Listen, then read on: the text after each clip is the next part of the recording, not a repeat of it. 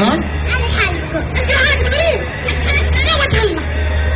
هذه الصارف اللي داخله كذا مثل ابوه.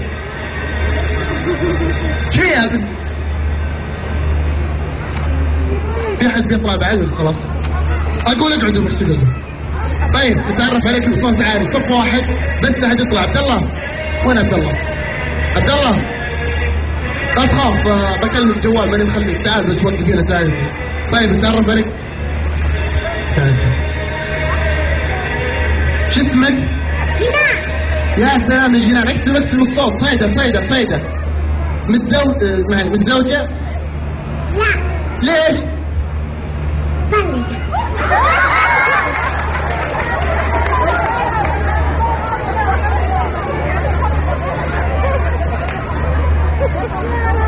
ما شاء الله. كم عندك ولد؟ 17. كم عمرك يا استاذ؟ شو اسمك جنان؟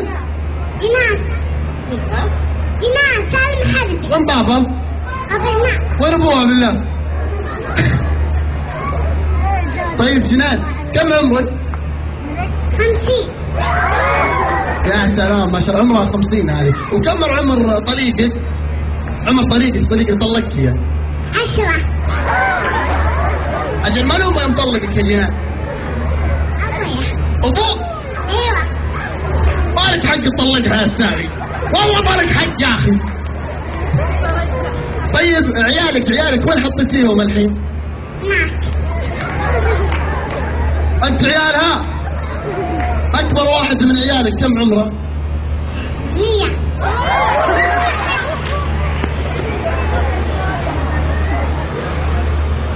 ما شاء الله. واكبرهم وينه؟ مجانين. وين؟ مجانين.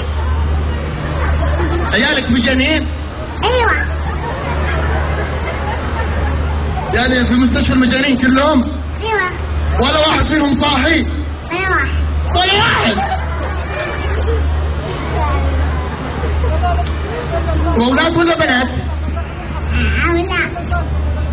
ما شاء الله تبارك. عندك انشوده؟ طيب ايوه.